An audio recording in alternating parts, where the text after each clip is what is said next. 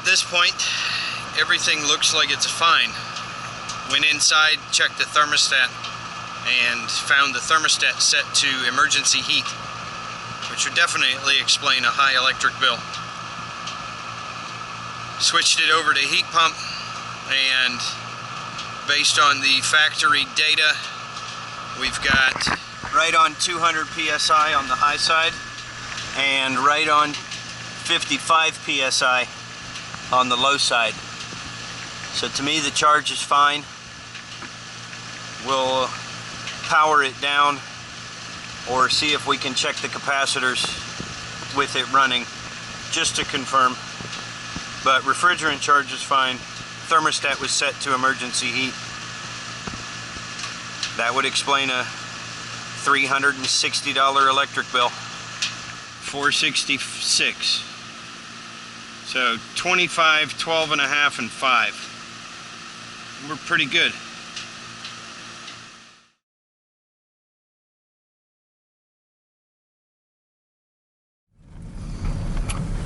This next call is a new customer that says that the systems, he's got 2 systems in his house. He said that the systems were not heating properly, so he replaced the thermostats. The downstairs system is blowing cool air, and the upstairs system is running on emergency heat. 2.7 miles. So, Then keep right on Cumberland Road. We will see what we find when we get there. These houses look fairly new, so it'll be interesting to see what we find. Let's go inside and see what we got. Well, this one was fun. I didn't get a lot of video. I didn't get any video, but I got some pictures. Stonewall Court, then turn left. The customer had replaced his own thermostat, and he had got thermostats that said that they were heat pump compatible, Turn left on but they said they were not compatible with the heat pump that used auxiliary heat, which is odd. And when he wired them, he wired the common wire to RC. Luckily, he removed the jumper from RC to RH, and so it wasn't tripping any fuses, but it was not bringing on the compressor.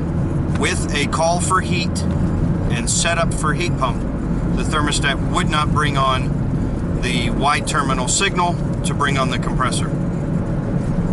So we switched back to his old thermostats, and they worked just fine.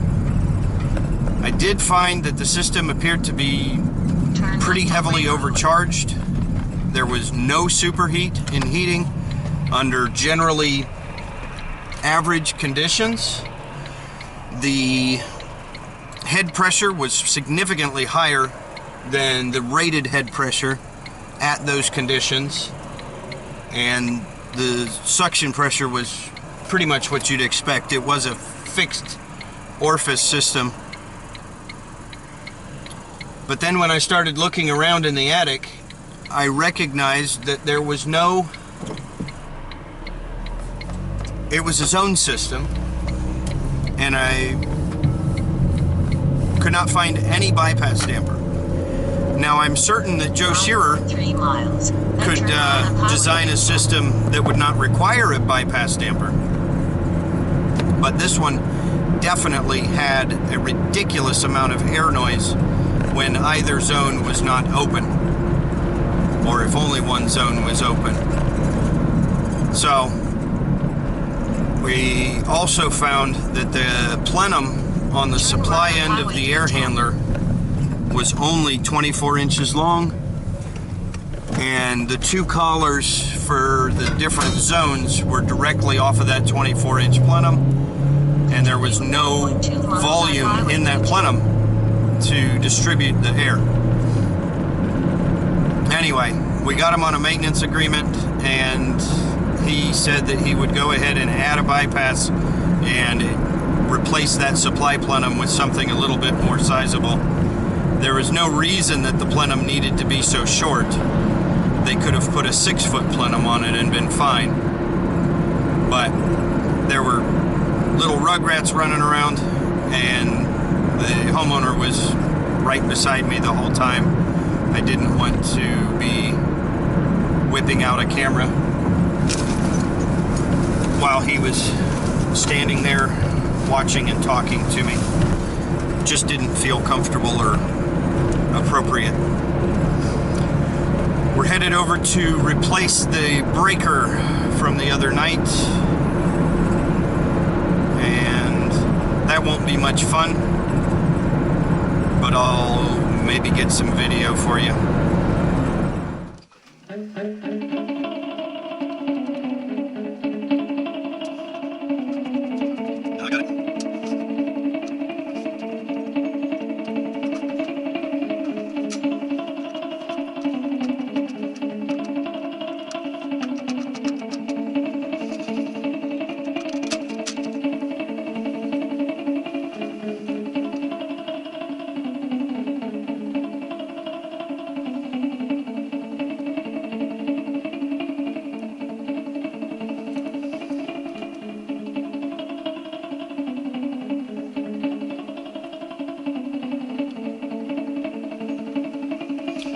That is to prevent oxidation.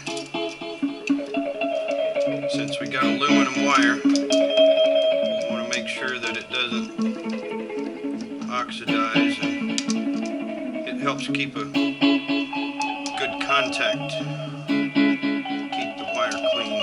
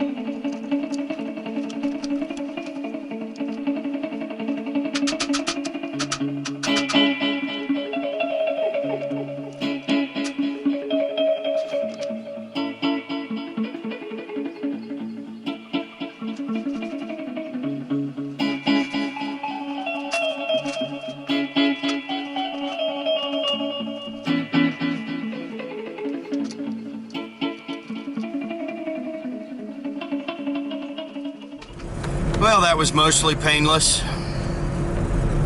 and I'm on call tonight, so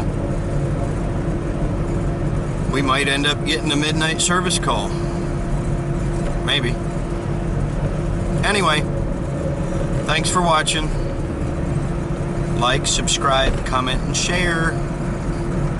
We'll see you on the next video. When I'm on call, I normally hit Waffle House to kill time, just in case I get slammed with calls, rather than heading towards home and getting in the mindset to go home.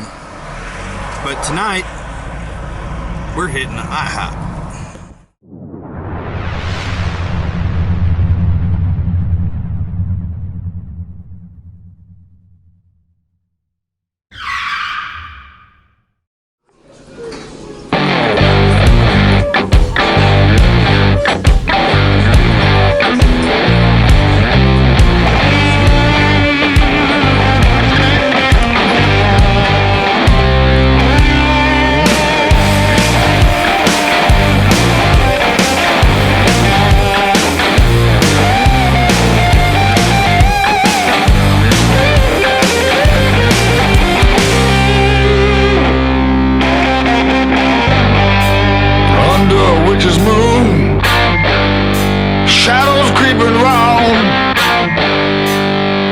Chill coming down on me.